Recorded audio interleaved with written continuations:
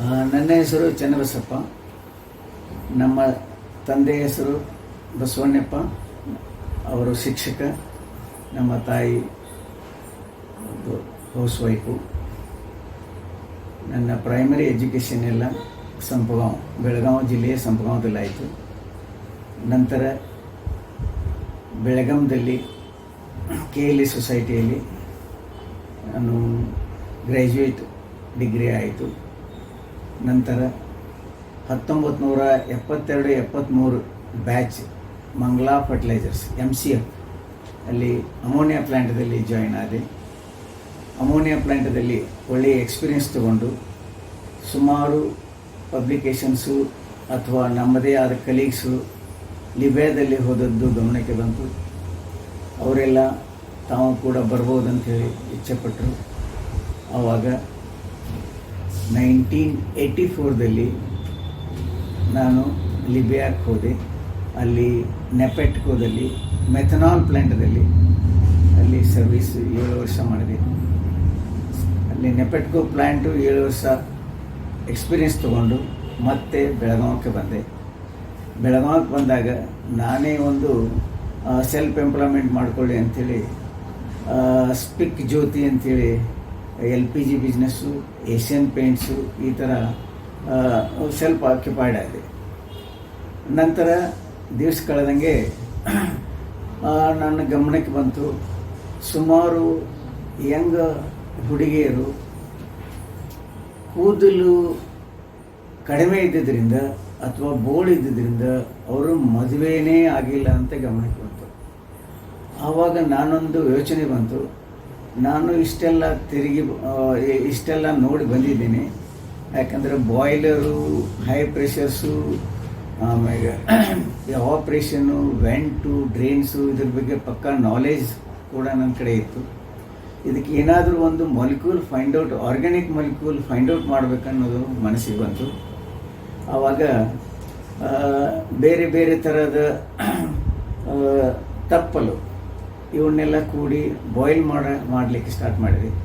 ಆ ಬಾಯ್ಲ್ ಮಾಡುವಾಗ ಕೊನೆಗೆ ಆರ್ಗ್ಯಾನಿಕ್ ಮಾಲಿಕ್ಯೂಲ್ಸ್ ಅಂತೇಳಿ ಒಂದು ಲಿಕ್ವಿಡ್ಡು, ಅದನ್ನು ಕೆಲವ್ರಿಗೆ ತಲೆ ಬೋಳಾದವ್ರಿಗೆ, ಕೆಲವು ಕೂದಲು ಉದುರವ್ರಿಗೆ ಅದನ್ನು ನೋಡಿ ಅಂತೇಳಿ ಕೊಟ್ಟೆ.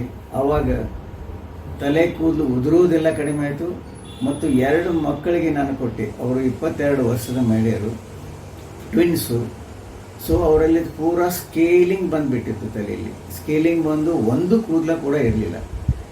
ಅವ್ರಿಗೂ ಕೂಡ ಈ ಲಿಕ್ವಿಡನ್ನು ಹಚ್ಕೊಳ್ಳಿಯಮ್ಮ, ಏನಾಗುತ್ತೆ ನೋಡೋಣ.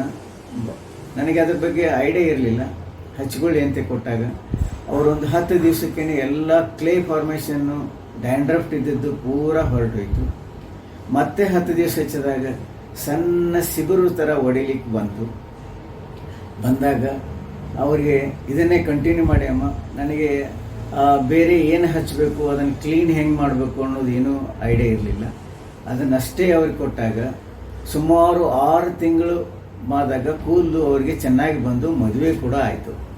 ಅದು ನನಗೊಂದು ಒಂದೊಳ್ಳೆ ಹೆಮ್ಮೆ ಅನ್ನಿಸ್ತು.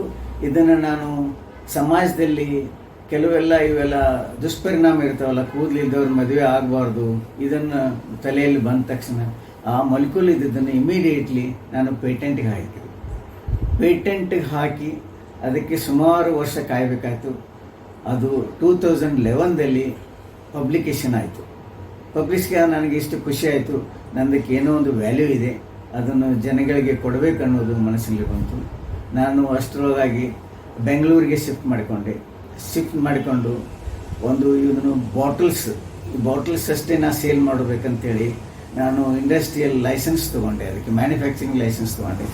ಆ ಮ್ಯಾನುಫ್ಯಾಕ್ಚರ್ ಲೈಸೆನ್ಸ್ ತೊಗೊಂಡು ಇದನ್ನು ಚಿಕ್ಕ ಪ್ರಮಾಣದಲ್ಲಿ ಸುಮಾರು ಮಾರ್ಕೆಟಿಂಗ್ ಏಜೆನ್ಸಿ ತೊಗೊಂಡು ಅದನ್ನು ಎಲ್ಲ ಕ್ಯಾಟ್ರಿಂಗ್ ಮಾಡಲಿಕ್ಕೆ ಕೊಟ್ಟೆ. ಸೊ ಅದರ ಪರಿಣಾಮ ನನಗೆ ಅಷ್ಟೊಂದು ಒಳ್ಳೆಯದಾಗಿ ಬರಲಿಲ್ಲ. ನಂತರ ಇದರಲ್ಲಿ ಏನೋ ಮಾಡಿಫಿಕೇಷನ್ ಮಾಡಬೇಕಂಥೇಳಿ ಒಂದು ಯೋಚನೆ ಬಂತು. ಆವಾಗ ಇದನ್ನು 2016ದಲ್ಲಿ ಥೆರಪಿ ಬಿಸ್ನೆಸ್ ಅಂಥೇಳಿ Vinuth herbal specialities, earlier I was established Vinuth herbal specialities private limited.